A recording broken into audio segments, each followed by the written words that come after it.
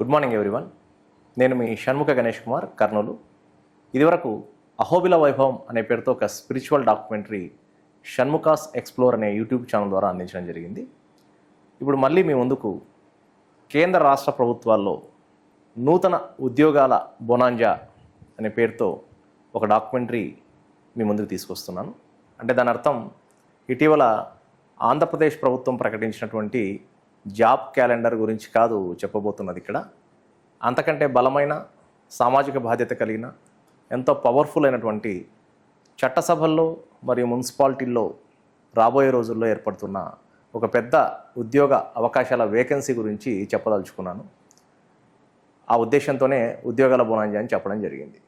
ఇటీవల కాలంలో ఆంధ్రప్రదేశ్ గౌరవ ముఖ్యమంత్రి వర్యులు శ్రీ నారా చంద్రబాబు నాయుడు గారు మాట్లాడుతూ ఇకపైన తల్లిదండ్రులు 2 పిల్లలు కాదు, కనీసం 3 పిల్లల్ని కంటేనే అది కరెక్ట్ అంటూ ఒక సందేశాన్ని పంపారు.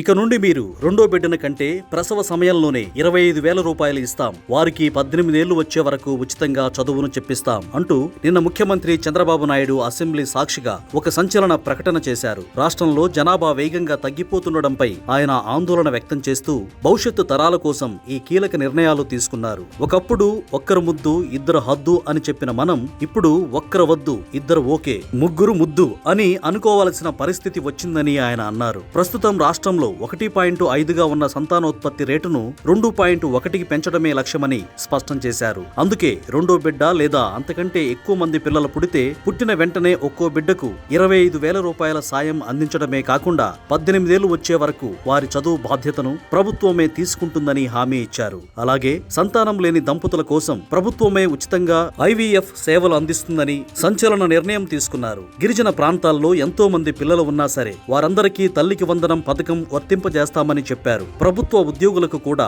ఇందులో మంచి ఊరట కలిగించారు. 2 కంటే ఎక్కువ మంది పిల్లలు కనే పురుష ఉద్యోగులకు పిల్లల పెంపకం కోసం రెండో బిడ్డకు 1 నెల, మూడో బిడ్డకు మరో నెల అదనంగా సెలవులు ఇస్తామన్నారు. అలాగే రిటైర్ అయ్యే ముందు ఉద్యోగులకు 15 రోజుల వెల్నెస్ సెలవుతో పాటు 50,000 రూపాయల ఆరోగ్య నిధిని కూడా ప్రకటించారు. మరో ముఖ్యమైన విషయం ఏంటంటే రాష్ట్రంలో కొత్తగా పెళ్లైన జంటల కోసం ప్రత్యేక కౌన్సిలింగ్ కేంద్రాలను కూడా ఏర్పాటు చేయబోతున్నారు. యువత త్వరగా పెళ్లి చేసుకుని పిల్లలను కనేలా ప్రోత్సహించడం ఈ కేంద్రాల ఉద్దేశం. జనాభా తగ్గకుండా ఉండడం కోసం భవిష్యత్తులో 2 కంటే తక్కువ మంది పిల్లలు ఉన్నవారు స్థానిక సంస్థల ఎన్నికల్లో పోటీ చేయడానికి అర్హత ఉండదని ఆయన స్పష్టం చేశారు. వృద్ధుల సంరక్షణ కోసం ప్రతి జిల్లాలో ప్రత్యేక వార్డులు ఏర్పాటు చేస్తామన్నారు. ఈ కొత్త ముసాయిదాను ఆన్లైన్లో ఉంచుతామని, ఏప్రిల్ 1 నుంచి దీనిని అమలు చేస్తామని ముఖ్యమంత్రి వెల్లడించారు. అంటే జనాభాని పెంచండి అని చెప్పారు. ఎందుకు ఇలా చెప్పారు? దీని వెనక ఏ ఉద్దేశం ఉంది? అదేవిధంగా RSS చీఫ్ శ్రీ మోహన్ భగవత్ గారు కూడా చెబుతూ జనాభాని పెంచండి అన్నారు. ఓకే, ఒకవైపు కేంద్ర రాష్ట్ర ప్రభుత్వాలు ఉద్యోగస్తులందరూ కూడా అధికారులంతా కూడా జనాభా లెక్కల సేకరణలో సమాయత్తమవుతున్నట్టు మనకు చాలా చోట్ల ట్రైనింగ్ క్లాసెస్లో తెలుస్తూ ఉంది. ఇంకోవైపు SIR రూపంలో ఓటర్ల యొక్క మ్యాపింగ్ జరుగుతున్నట్టు కూడా మనకు వార్తల్లో చూస్తూ ఉన్నాం. అసలు ఏం జరుగుతుంది? ఒకరి జనాభా పెంచండి అంటున్నారు, ఇంకోవైపు జనగణన జరుగుతూ ఉంది. మరి ఉద్యోగాల కల్పన జరగబోతున్న దానికి దీనికి సంబంధం ఏంటి అనే కోణంలో ఒక చిన్న విశ్లేషణ. అసలు ఈ విషయం గురించి మనం తెలుసుకోవాలి అంటే దాదాపు ఒక 76 ఏళ్ల వెనక్కి మనం వెళ్లాల్సి వస్తుంది. 1950 జనవరి 26న భారతదేశ రాజ్యాంగం ఆమోదించబడింది, అందరికీ తెలిసిన విషయమే. ఎంతో సుదీర్ఘమైన ఉత్కృష్టమైన రాజ్యాంగం అన్నది. దాదాపు 200 మంది పైచిలుకు మేధావులు, ప్రజాప్రతినిధులు, రాజకీయ నాయకులు కలిసి 2 సంవత్సరాల 11 నెలల 18 రోజులు కష్టపడి వివిధ దేశాలు తిరిగి రచించినటువంటి ఒక ఉత్కృష్టమైన రాజ్యాంగం ఈనాటి ఈ టాపిక్కి కారణం. ఆ రోజు ఆ రాజ్యాంగకర్తలంతా కూడా ఎంతో ముందు చూపుతో భారతదేశంలో జరిగే విభిన్న పరిణామాల ఆధారంగా రాజ్యాంగ సవరణ అనే ఒక అవకాశాన్ని ఇచ్చారు. సో ఆ అంశం పరిశీలించినట్లయితే భారతదేశంలో పార్లమెంటరీ వ్యవస్థ ఉంది, కేంద్ర స్థాయిలో రాష్ట్రాల్లో అసెంబ్లీలు ఉన్నాయి. ఆర్టికల్ 81 ప్రకారం ఒక పార్లమెంట్ అంటే లోక్సభ, రాజ్యసభ ప్లస్ రాష్ట్రపతి కలిసి ఉన్నటువంటి పార్లమెంట్లో లోక్సభలో ఎంతమంది ఎంపీలు ఉండాలి అనేది 81 ఆర్టికల్ మనకు చెబుతుంది. ఆర్టికల్ 82 డీలిమిటేషన్ కమిషన్ గురించి చెబుతూ వచ్చింది. ఆ ప్రకారం చూస్తే భారతదేశంలో ప్రజెంట్ లోక్సభలో 543 మంది ఎంపీలు ఉన్నారు. రాజ్యసభలో 245 మంది ఎంపీలు ఉన్నారు.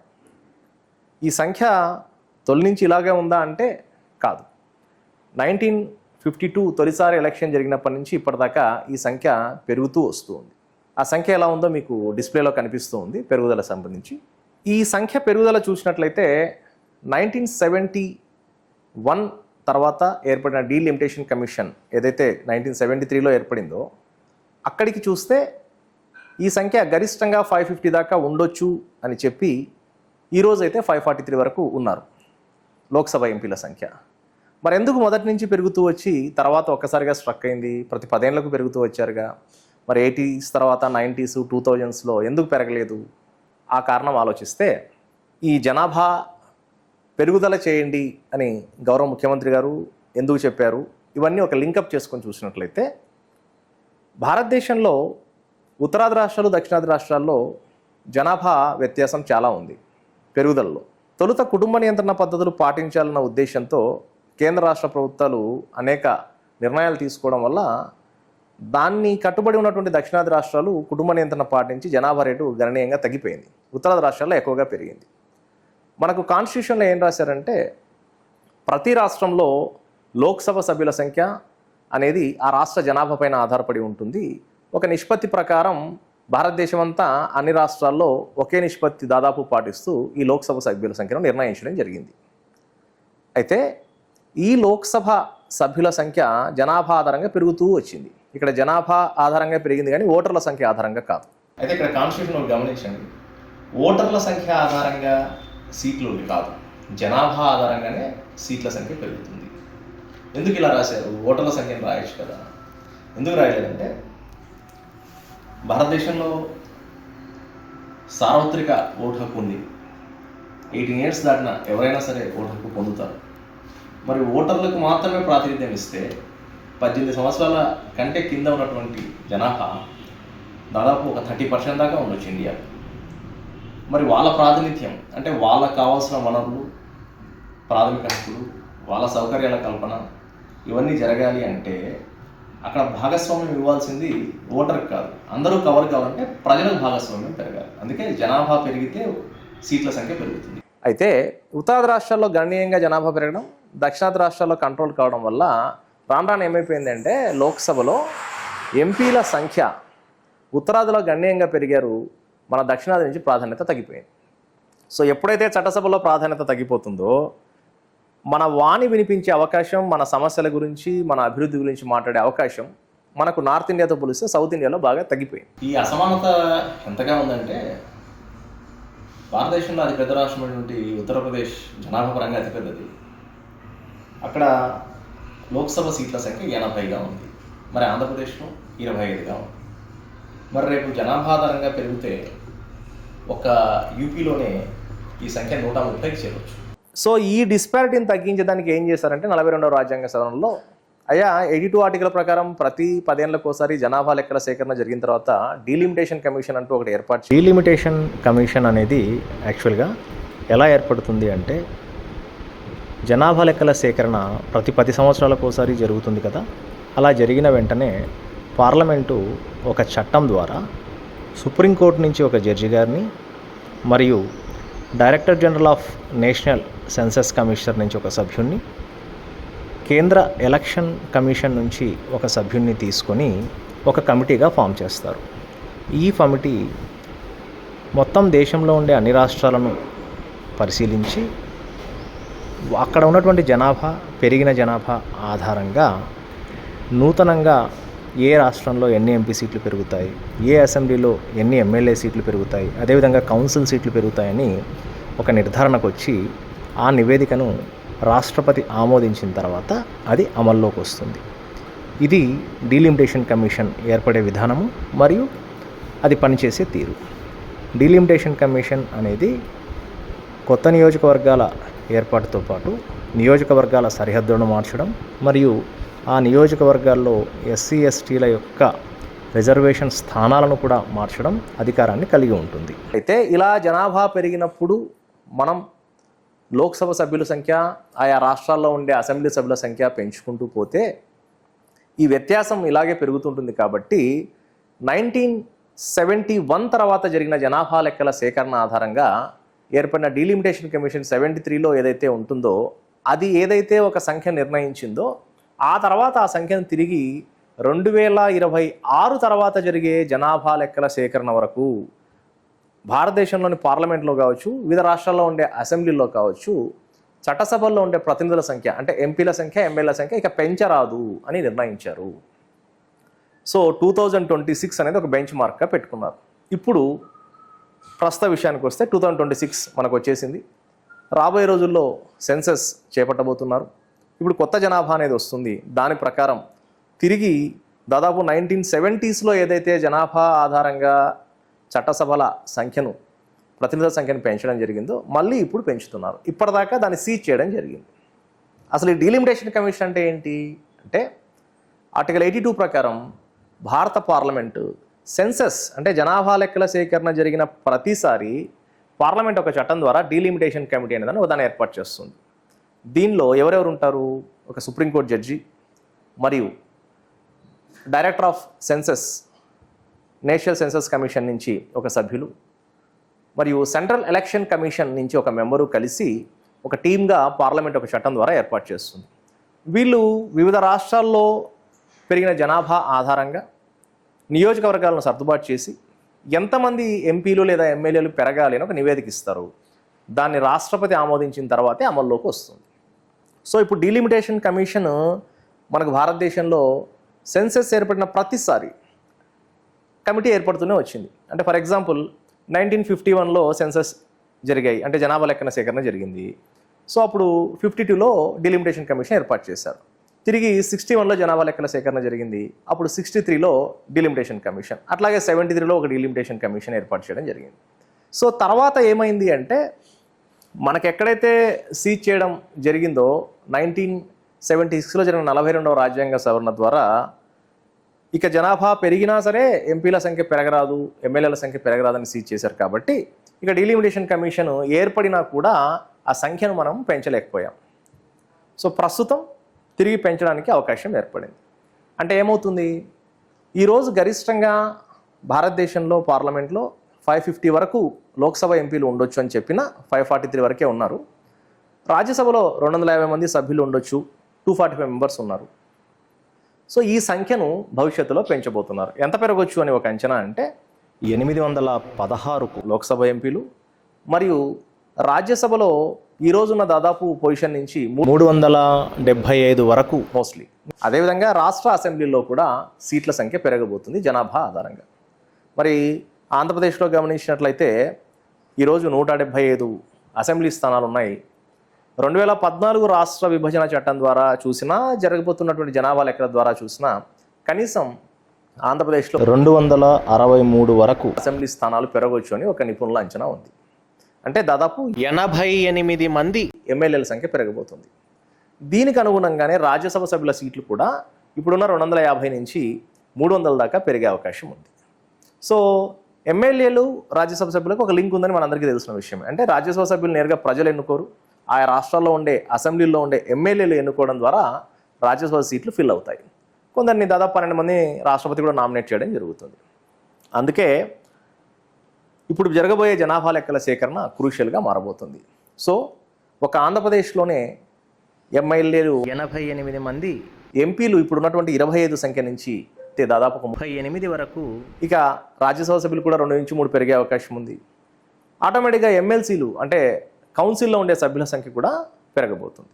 సో ఈ పెరుగుతున్న ఎంపీలు, ఎమ్మెల్యేలు, ఎమ్మెల్సీలు అన్నీ కూడా యువత ఖచ్చితంగా పాల్గొనాల్సిన అవసరం ఉంది. ఎందుకంటే బలమైన ప్రజాస్వామ్యం అనేది ఎక్కువ మంది ప్రాధాన్యత ఏర్పడినప్పుడే వారి యొక్క ఐడియాలజీ కావచ్చు, విజ్ఞానాన్ని కావచ్చు, అనుభవాలని కావచ్చు, అవసరాలని కావచ్చు ప్రజావాణి రూపంలో అక్కడ వినిపిస్తాం. కాబట్టి ప్రజా సమస్యలు ఎక్కువగా తీరుతాయి. కాబట్టి ప్రతి ఒక్కరి యొక్క దృక్పథాలు అక్కడ ప్రతిబింబించబడతాయి. సో ప్రభుత్వ ఉద్యోగం అంటే కేవలం ఒక ఉద్యోగం అనే కాకుండా చట్టసభల్లో ఉండే ఉద్యోగం కూడా ఉద్యోగమే. పైగా సాధారణ ప్రభుత్వ ఉద్యోగుల కంటే కూడా చట్టసభల్లో ఉండే ప్రతినిధులు మరింత పవర్ఫుల్గా ఉంటారు, మరింత బాధ్యతగా వాళ్లకు ఎన్నో చట్టాల రూపకల్పనలో భాగస్వామ్యం ఉంటుంది. కాబట్టి యువత దీనివైపు ఇక ఆలోచించవచ్చు. పెరుగుతున్న ఈ సంఖ్యను రీచ్ కావడానికి అటు సెకండ్ గ్రేడ్గా పనిచేస్తున్నటువంటి రాజకీయ నాయకులు కావచ్చు, వివిధ యూనివర్సిటీల నుంచి బయటకు వస్తున్న అనేక మంది విద్యార్థులు కావచ్చు, అనేక మంది రాజకీయ విషయ నిపుణులు కావచ్చు, ఇప్పుడు కొత్త భాగస్వామ్యంలో ప్రాధాన్యత సంతరించుకుంది.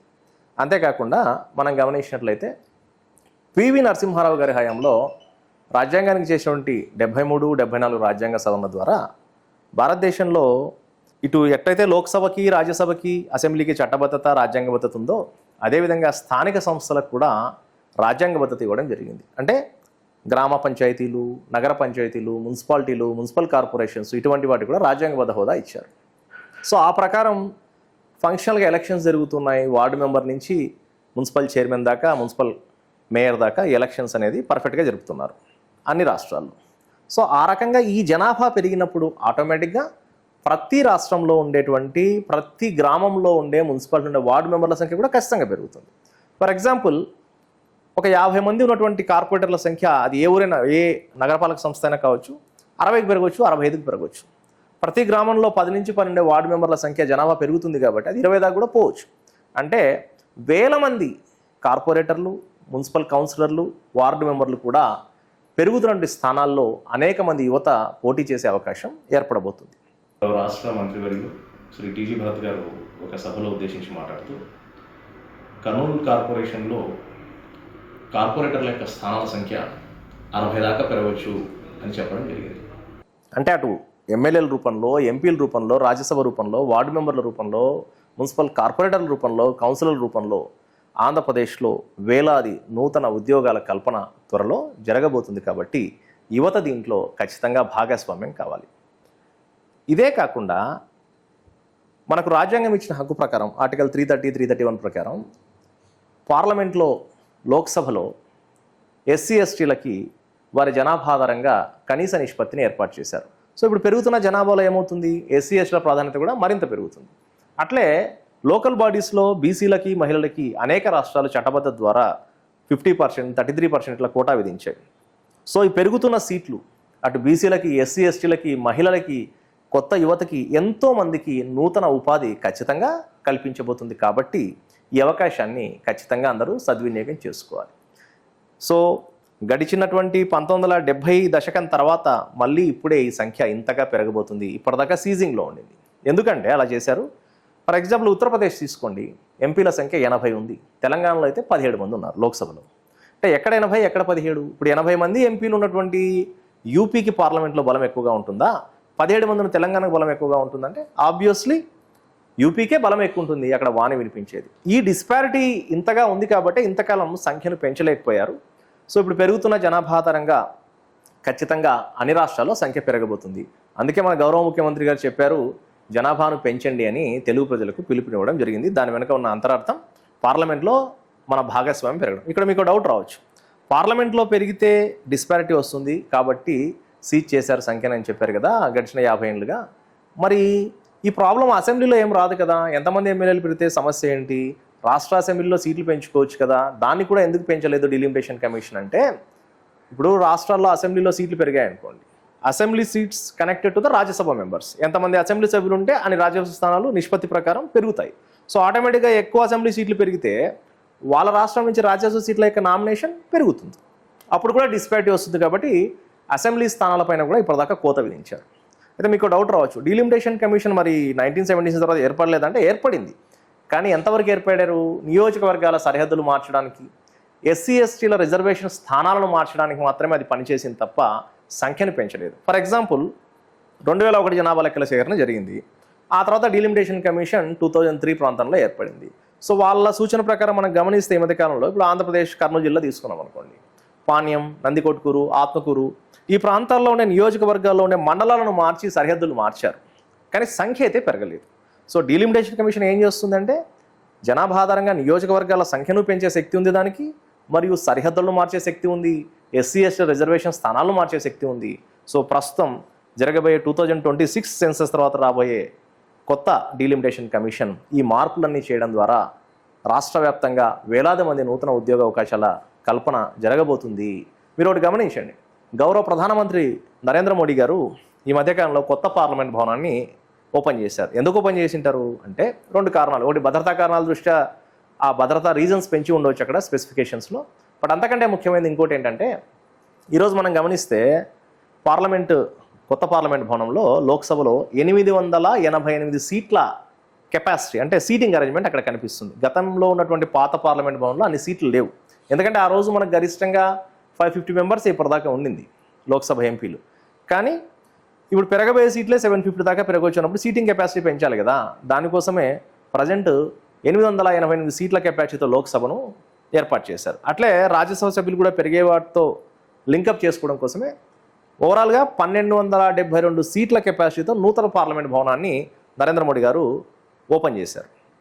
సో ఇదంతా ఒక ముందు చూపుతో చేసినటువంటి చర్య. రాబోయే రోజుల్లో ఇంకా పెరిగే సీట్ల ఆధారంగా అక్కడ సీటింగ్ కెపాసిటీ పెంచడం జరిగింది. సో ఇవన్నీ ఒక లింకప్ ప్రాసెస్.